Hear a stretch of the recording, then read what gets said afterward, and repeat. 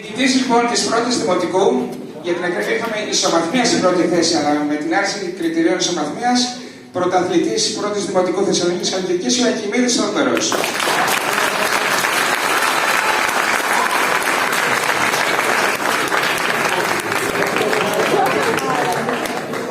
Για να δούμε στο σκορ ψηλά.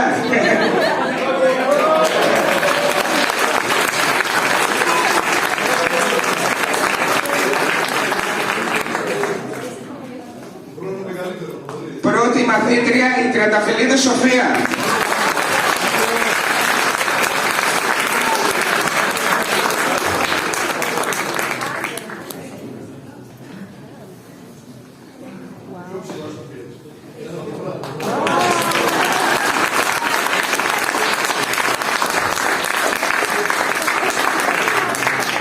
Τώρα και εσύ ψηλά. Και εσύ ψηλά.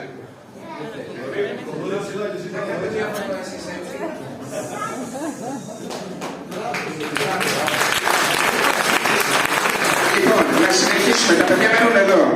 Δεύτερος νικητής λοιπόν, βγήκε ο Αλεξανδράκης Αλέξιος.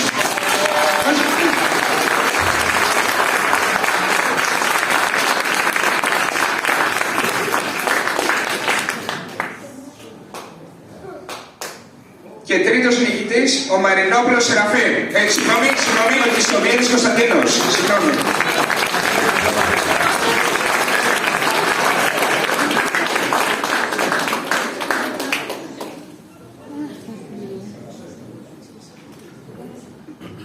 Δεύτερο κορίτσι αναδείχθηκε η Μαρονίδου Μελίνα.